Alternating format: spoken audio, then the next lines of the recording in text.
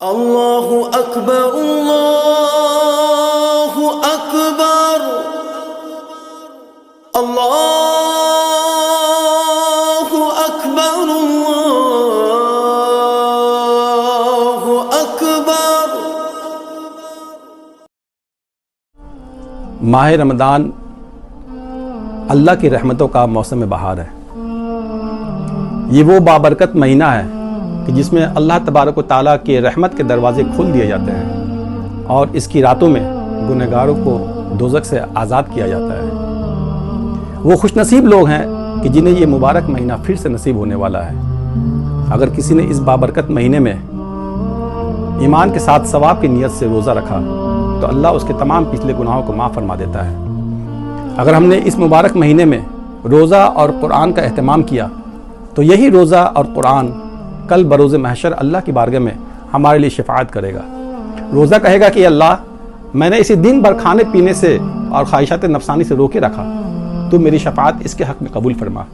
اور قرآن کہے گا کہ اللہ، میں نے اسے رات میں سونے سے روکے رکھا، تو میری شفاعت اس کے حق میں قبول فرما۔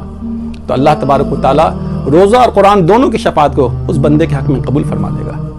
میں دوستو، حضور علیہ الصلوۃ والسلام نے ارشاد فرمایا کہ روزہ داروں کے لیے دو خوشیاں ہیں، ایک افطار کے وقت اور دوسرا اس وقت جب وہ اپنے رب سے ملاقات کرے گا۔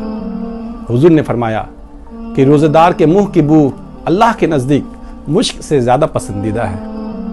میں دوستو، روزہ ڈھال ہے۔ جس طریقے سے ڈھال انسان کو دشمن کے حملے سے، دشمن کے وار سے بچاتا ہے، اسی طریقے سے روزہ دار کو آتش دوزخ سے بچاتا ہے۔ لہٰذا ہمیں چاہیے کہ ہم صرف اور صرف اللہ کی رضا کی خاطر روزے کا اہتمام کریں اور دیگر عبادتوں کو بجا لائیں۔ دوسری طرف ہمیں یہ بھی یاد رکھنا چاہیے کہ صرف بھوک اور پیاس برداشت کر لینے کا نام روزہ نہیں ہے، بلکہ بھوک اور پیاس برداشت کر لینے کے ساتھ ساتھ خود کو گناہوں سے بچا لینے کا نام روزہ ہے۔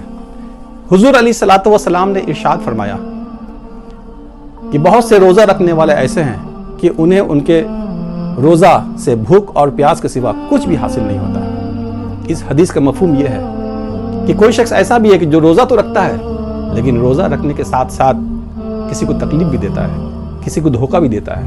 یہ آنکھ جس کی حفاظت کرنی تھی، آنکھ کی حفاظت کرنے کے بجائے ان آنکھوں سے حرام چیزوں کو دیکھتا ہے۔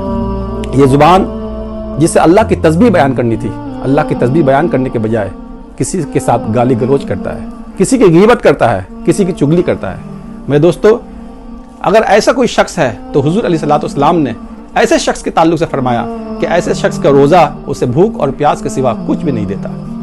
اسی مفہوم کی ایک دوسری حدیث ہے کہ حضور نے فرمایا کہ جو شخص جھوٹ بولنا نہ چھوڑ دے اور برے کام کرنا نہ چھوڑ دے تو اللہ تبارک و تعالیٰ کو اس کے بھوکا اور پیاسا رہنے کی کوئی ضرورت نہیں۔ لہٰذا میرے دوستو، ہمیں روزہ کے مقصد کو سمجھنا چاہیے کہ روزہ کا مقصد کیا ہے۔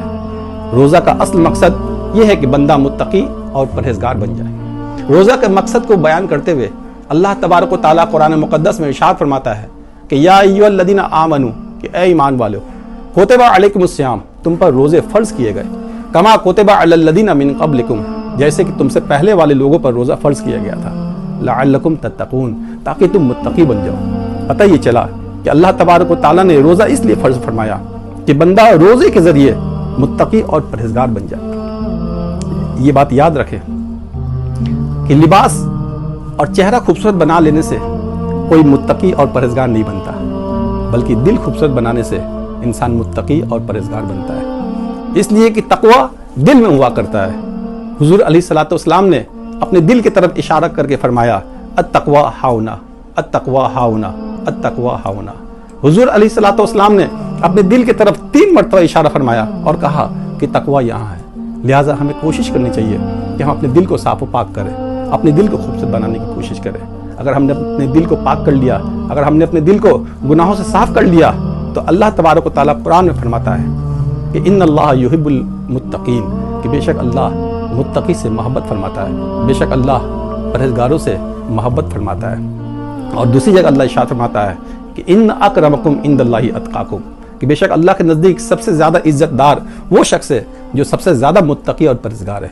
لہٰذا ہمیں چاہیے کہ ہم اپنے دل کو پاک و صاف کریں، اپنے دل کو تمام گناہوں سے، لوگوں کی نفرت سے، لوگوں کے تعلق سے بغض، حسد اور کینہ جو ہم اپنے دل میں رکھتے ہیں، اس سے اپنے دل کو پاک کریں اور اس دل میں اپنے رب کی محبت کو داخل کریں۔